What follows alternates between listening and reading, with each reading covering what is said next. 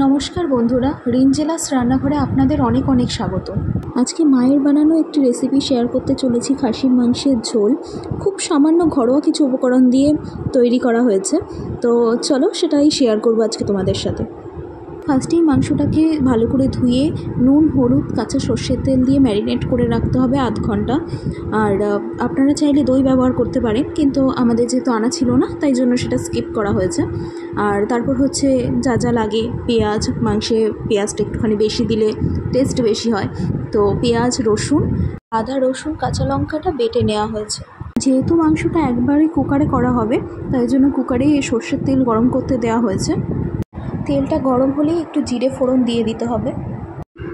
এরপর যতটুকু পেঁয়াজ কাটা হয়েছিল তার অর্ধেক মতো তেলে হালকা ভেজে নিতে হবে, আর বাকিটা রেখে দেবো, সেটা একসাথে মাংসের সাথে মিক্সড করে দেওয়া হবে। যতক্ষণ পেঁয়াজটা হালকা ভাজা ভাজা হতে থাকবে ততক্ষণে মাংসের বাকি আইটেমগুলো গুছিয়ে নেব। এরপর আদা, রসুন আর কাঁচা লঙ্কা বাটাটা মাংসের মধ্যে ভালো করে মাখিয়ে নিতে হবে, আর একটা গোটা রসুনও দেওয়া হয়েছে।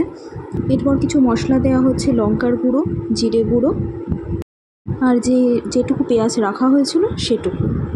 এবার এটা দিয়ে পুরোটা মাখিয়ে 10-15 মিনিট মতো রেখে দেবো, কারণ এর আগে হচ্ছে কিছুক্ষণ মাখিয়ে রাখা হয়েছিল, তার জন্য এখন বেশিক্ষণ রাখার প্রয়োজন নেই।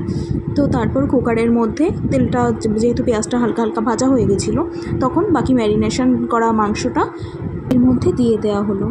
এরপর একটু টমেটো কেচাপ দিয়েছিলাম।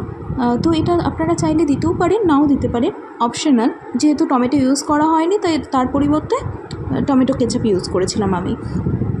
আর আগে থেকে ভেজে রাখা আলু আর গরম জল দিয়ে ঢাকনা বন্ধ করে 5টা কি 6টা সিটি দিতে হবে। সবার শেষে নামানোর আগে গরম মশলা গুঁড়ো দিয়ে ভালো করে মিশিয়ে নিলেই ব্যাস রেডি একদম লাল লাল ঝাল ঝাল মাটন কষা।